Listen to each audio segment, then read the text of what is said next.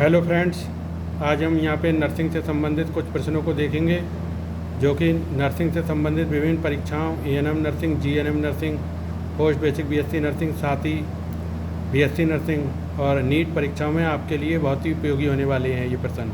तो चलिए देखते हैं आज इन प्रश्नों को। पहला प्रश्न है हमारा, विच enzyme is responsible for the digestion of milk in the infants. तो प्रश्न हमारा, विच enzyme is responsible for the digestion of milk in infants. पहला पेप्सिन, दूसरा टिप्सिन, तीसरा रेनिन और चौथा प्रोटोलिटिक एंजाइम। तो which enzyme is responsible for the digestion of milk, तो यहाँ पे हमारा जो है रेनिन सही हो जाता है। तो डाइजेशन ऑफ मिल्क इन्फेंट्स में कौन करता है? Renin enzyme.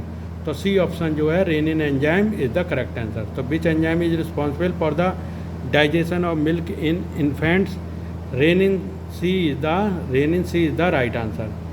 ठीक है, नेक्स्ट प्रश्न की ओर चलते हैं। Glucose stored in the human body in the form of insulin, glycogen, glucagon या रेनिन। तो glucose stored in the human body in the form of glycogen के रूप में जो ग्लूकोज है वो बॉडी में, लीवर में स्टोर रहता है। तो प्रश्न हमारा, glucose stored in the human body in the form of glycogen B option is the right answer. Glycogen B option glycogen is the right answer. तो ये लीवर में स्टोर रहता है, जो ग्लूकोज को ग्लाइकोजन में चेंज कर देता है और लीवर में स्टोर रहता है, और जब बॉडी को इसकी ज़रूरत होती है तब ये रिलीज होता है। ठीक है, तब ये ग्लाइकोजन फिर से ग्लूकोज में चेंज होता है और बॉडी की मसल्स में पहुंच के मसल्स को एनर्जी प्रोवाइड करता है। ठीक है, नेक्स्ट प्रश्न की ओर चलते हैं। देखिए, which blood vessel carries oxygenated blood from the lungs to the heart. क्या है प्रश्न? Which blood vessel carries oxygenated blood from the lungs to the heart. पहला पल्मोनरी वेन, दूसरा पल्मोनरी आर्टरी, तीसरा वेना केवा और चौथा एरोटा। तो which blood vessel carries oxygenated blood from the lung to the heart, तो क्या हो जाएगा इसका? Pulmonary vein. पल्मोनरी वेन जो है वो यहाँ से बिल्कुल करेक्ट हो जाएगा। वो पल्मोनरी वेन के द्वारा फेफड़ों से शुद्ध रक्त को हृदय में पहुँचाया जाता है। किसके द्वारा? पल्मोनरी वेन के द्वारा फेफड़ों द्वारा शुद्ध रक्त को हार्ट के चैम्बर में पहुँचाया जाता है। और कौन से चैम्बर में पहुँचाया जाता है? लेफ्ट ऑरिकल में।